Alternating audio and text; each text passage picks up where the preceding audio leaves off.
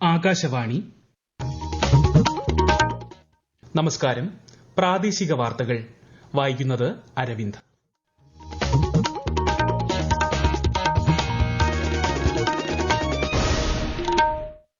പ്രധാന വാർത്തകൾ. നിപ സ്ഥിരീകരിച്ച മലപ്പുറം ജില്ലയിൽ കർശന നിയന്ത്രണങ്ങൾ തുടരുന്നു. പ്രതിരോധ പ്രവർത്തനങ്ങളുടെ ഭാഗമായി ആരോഗ്യവകുപ്പ് കൺട്രോൾ സെൽ തുടങ്ങി. വയനാട് ദുരന്ത നിവാരണത്തിന് ചിലവഴിച്ച തുക എന്ന തരത്തിൽ പുറത്തുവരുന്ന മാധ്യമ വാർത്തകൾ വസ്തുതാവിരുദ്ധമെന്ന് മുഖ്യമന്ത്രി. കണക്കുകൾ സംബന്ധിച്ച് വിശദമായ അന്വേഷണം വേണമെന്ന് ബിജെപി സംസ്ഥാന അധ്യക്ഷൻ. റഷ്യ യുക്രൈൻ യുദ്ധമുഖത്ത് അകപ്പെട്ടു പോയവരെ തിരികെ എത്തിക്കുന്നതിനുള്ള ശ്രമങ്ങൾ തുടരുമെന്ന് കേന്ദ്ര സഹമന്ത്രി സുരേഷ് ഗോപി. സ്വച്ഛതാ ഹി സേവ അഭിയാൻ 2024 രാജ്യത്ത് നാളെ തുടക്കമാകും. ഏഷ്യൻ ചാമ്പ്യൻസ് ഹോക്കിയിൽ ദക്ഷിണ കൊറിയയെ പരാജയപ്പെടുത്തി ഇന്ത്യ ഫൈനലിൽ. വാർത്തകൾ വിശദമായി. സംസ്ഥാനത്ത് നിപ സ്ഥിരീകരിച്ച മലപ്പുറം ജില്ലയിൽ കർശന നിയന്ത്രണങ്ങൾ തുടരുന്നു. ജനങ്ങൾ പുറത്തിറങ്ങുമ്പോൾ നിർബന്ധമായും മാസ്ക് ധരിക്കണമെന്ന് ജില്ലാ കളക്ടർ ഉത്തരവിട്ടു. ആൾക്കൂട്ടം പാടില്ലെന്നും നിർദ്ദേശം നൽകിയിട്ടുണ്ട്. നിപ സ്ഥിരീകരിച്ച തിരുവാലി പഞ്ചായത്തിലെ 4, 5, 6, 7 വാർഡുകളും സമീപത്തെ മമ്പാട് പഞ്ചായത്തിലെ 7ാം വാർഡും കണ്ടെയ്ൻമെന്റ് സോണായി പ്രഖ്യാപിച്ചു. ഈ പ്രദേശങ്ങളിൽ ആരോഗ്യവകുപ്പിന്റെ സർവേ തുടങ്ങി. മലപ്പുറത്ത് നിപ പ്രതിരോധ പ്രവർത്തനങ്ങളുടെ ഭാഗമായി ആരോഗ്യവകുപ്പ് കൺട്രോൾ സെൽ ആരംഭിച്ചു. 0483 273210 0483 273206 എന്നീ നമ്പറുകളിൽ വിളിക്കാവുന്നതാണ്. പനി മുതലായ രോഗലക്ഷണങ്ങൾ കണ്ടാൽ സ്വയം ചികിത്സിക്കാതെ ഡോക്ടറുടെ ഉപദേശം തേടണമെന്ന് ആരോഗ്യവകുപ്പ് അറിയിച്ചു. പക്ഷികൾ, വവ്വാലുകൾ, മറ്റ് ജീവികൾ മുതലായവ കടിച്ചതോ താഴെ വീണ് കിടക്കുന്നതോ ആയ പഴങ്ങൾ കഴിക്കരുതെന്നും നിർദ്ദേശം നൽകിയിട്ടുണ്ട്. വയനാട് ദുരന്ത നിവാരണത്തിനായി ചിലവഴിച്ച തുക എന്ന തരത്തിൽ പുറത്തുവരുന്ന മാധ്യമ വാർത്തകൾ വസ്തുതാവിരുദ്ധമാണെന്ന് മുഖ്യമന്ത്രിയുടെ ഓഫീസ് വ്യക്തമാക്കി. ദുരന്തത്തിൽ അടിയന്തര അധിക സഹായം ആവശ്യപ്പെട്ട് സംസ്ഥാന സർക്കാർ കേന്ദ്ര സർക്കാരിന് മെമ്മോറാണ്ടം സമർപ്പിച്ചിരുന്നു. എന്നാൽ ആ കണക്കുകളെ ദുരന്ത മേഖലയിൽ ചിലവഴിച്ച തുക എന്ന തരത്തിലാണ് മാധ്യമങ്ങൾ ഇപ്പോൾ പ്രചരിപ്പിക്കുന്നത്. ഇത് അവാസ്തവമാണെന്നും പ്രസ്താവനയിൽ വ്യക്തമാക്കി. വയനാട് ഉരുൾപൊട്ടൽ ദുരന്തത്തിന്റെ വിവിധ ഇനങ്ങളിലായി സംസ്ഥാന സർക്കാർ ചിലവഴിച്ച തുകയെന്ന തരത്തിൽ പ്രചരിക്കുന്ന വാർത്ത തെറ്റാണെന്ന് മന്ത്രി കെ രാജൻ. ചിലവാക്കിയ തുക സംബന്ധിച്ച യഥാർത്ഥ കണക്കുകൾ പുറത്തുവിടുമെന്നും റവന്യൂ മന്ത്രി അറിയിച്ചു. വയനാടിന് കൈത്താങ്ങായി മറ്റു സംസ്ഥാന സർക്കാരുകൾ ഉൾപ്പെടെ സാമ്പത്തിക സഹായങ്ങൾ നൽകിയപ്പോൾ കേരള സർക്കാർ അഴിമതി നടത്തുകയാണെന്ന് ബിജെപി സംസ്ഥാന അധ്യക്ഷൻ കെ സുരേന്ദ്രൻ. ചിലവുകൾ സംബന്ധിച്ച് സർക്കാർ സമർപ്പിച്ച കണക്കുകൾ ഞെട്ടിപ്പിക്കുന്നതാണ്. ഇതു സംബന്ധിച്ച് വിശദമായ അന്വേഷണം വേണമെന്നും ശ്രീ സുരേന്ദ്രൻ ആവശ്യപ്പെട്ടു. ഫോൺ ചോർത്തൽ വിവാദത്തിൽ സംസ്ഥാന സർക്കാരിനോട് റിപ്പോർട്ട് തേടിയിട്ടുണ്ടെന്ന് ഗവർണർ ആരിഫ് മുഹമ്മദ് ഖാൻ. ഫോൺ ചോർത്തൽ ഏറെ ഗൌരവമേറിയ വിഷയമാണെന്നും സുപ്രീംകോടതി നിർദ്ദേശങ്ങളുടെ ലംഘനമാണിതെന്നും അദ്ദേഹം പറഞ്ഞു. അതേസമയം നിയമവിരുദ്ധ ഫോൺ ചോർത്തൽ നടത്തിയ PV അൻവർ MLAക്കെതിരെ നടപടി വേണമെന്ന് മുൻ കേന്ദ്രമന്ത്രിയും ബിജെപി നേതാവുമായ വി മുരളീധരൻ ആവശ്യപ്പെട്ടു. ഇക്കാര്യം ആവശ്യപ്പെട്ട് ചീഫ് സെക്രട്ടറിക്ക് അദ്ദേഹം കത്ത് നൽകി. റഷ്യ യുക്രൈൻ യുദ്ധമുഖത്ത് ഷെൽ ആക്രമണത്തിൽ മരിച്ച തൃശൂർ സ്വദേശിയുടെ ഭൌതിക ശരീരം തിരികെ നാട്ടിലെത്തിക്കുന്നതിന് ശ്രമങ്ങൾ തുടരുമെന്ന് കേന്ദ്ര സഹമന്ത്രി സുരേഷ് ഗോപി. കൊച്ചിയിൽ മാധ്യമങ്ങളോട് സംസാരിക്കുകയായിരുന്നു അദ്ദേഹം.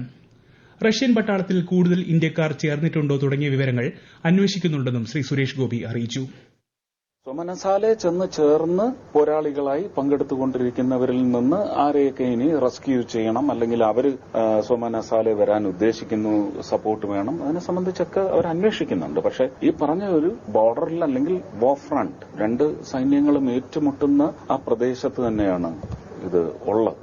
അപ്പോൾ അവരെയൊക്കെ കൊണ്ടുവരുന്നതിനുള്ള ശ്രമത്തിന് തയ്യാറാണ്, അവരും തയ്യാറാവണം, രണ്ട് രാജ്യങ്ങളും തയ്യാറാവണം. ആ നിമിഷത്തിൽ കൊണ്ടുവരും. പ്രവാചകൻ മുഹമ്മദ് നബിയുടെ ജന്മദിനം ഇസ്ലാം മതവിശ്വാസികൾ ഇന്ന് സമുചിതമായി ആഘോഷിച്ചു. നബിദിനത്തോടനുബന്ധിച്ച് മദ്രസകളുടെയും മഹല്ല് കമ്മിറ്റികളുടെയും നേതൃത്വത്തിൽ മൌലീദ് പാരായണവും നബിദിന റാലിയും അന്നദാനവും കലാപരിപാടികളും സംഘടിപ്പിച്ചു. ഈ വാർത്തകൾ ആകാശവാണിയിൽ നിന്ന്. ഗുജറാത്തിലെ അഹമ്മദാബാദ് മെട്രോയുടെ 2ാം ഘട്ടം പ്രധാനമന്ത്രി നരേന്ദ്രമോദി ഉദ്ഘാടനം ചെയ്തു. സെക്ടർ 1 മുതൽ ഗിഫ്റ്റ് സിറ്റി വരെ അദ്ദേഹം മെട്രോ ട്രെയിനിൽ സഞ്ചരിച്ചു. അഹമ്മദാബാദിനെ ഗാന്ധിനഗർ, ഗിഫ്റ്റ് സിറ്റി എന്നിവയുമായി ബന്ധിപ്പിക്കുന്നതാണ് മെട്രോ 2ാം ഘട്ടം. രാവിലെ ഗാന്ധിനഗറിൽ 4ാമത് ആഗോള പുനരുപയോഗ ഊർജ്ജ നിക്ഷേപക സംഗമവും ശ്രീ മോദി ഉദ്ഘാടനം ചെയ്തു. സ്വച്ഛതാ ഹി സേവ അഭിയാൻ 2024 രാജ്യത്ത് നാളെ തുടക്കമാകും. വിനോദസഞ്ചാര കേന്ദ്രങ്ങൾ, പൊതുകെട്ടിടങ്ങൾ, വാണിജ്യ മേഖലകൾ, പൊതു ശൌചാലയങ്ങൾ എന്നിവ കൂട്ടായ്മയിലൂടെ ശുചീകരിക്കുന്ന പ്രവർത്തനങ്ങൾ ക്യാമ്പയിനിൽ ഉൾപ്പെടുന്നു. സമൂഹത്തിന്റെ സമ്പൂർണ്ണ ശുചിത്വമാണ് പരിപാടിയുടെ ലക്ഷ്യം. സംസ്ഥാനത്തും വിവിധ പരിപാടികൾ ക്യാമ്പയിന്റെ ഭാഗമായി നടക്കും. ശുചിത്വ മിഷൻ, കുടുംബശ്രീ ഉൾപ്പെടെയുള്ള ഏജൻസികൾ, തദ്ദേശ സ്വയംഭരണ സ്ഥാപനങ്ങളുടെ സഹകരണത്തോടെയാകും ശുചീകരണ പ്രവർത്തനങ്ങൾ നടത്തുക. ബോധവൽക്കരണ പരിപാടികൾ, ശ്രമദാന പ്രവർത്തനങ്ങൾ എന്നിവ നടക്കും. ഗാന്ധി ജയന്തി ദിനമായ ഒക്ടോബർ 2-ന് ക്യാമ്പയിൻ സമാപിക്കും. ജമ്മുകശ്മീരിൽ ആദ്യഘട്ട നിയമസഭാ തെരഞ്ഞെടുപ്പിനുള്ള വോട്ടെടുപ്പ് മറ്റന്നാൾ. ആദ്യഘട്ടത്തിനുള്ള പരസ്യ പ്രചാരണം ഇന്ന് അവസാനിച്ചു. 7 ജില്ലകളിലെ 24 മണ്ഡലങ്ങളാണ് വിധിയെഴുതുന്നത്.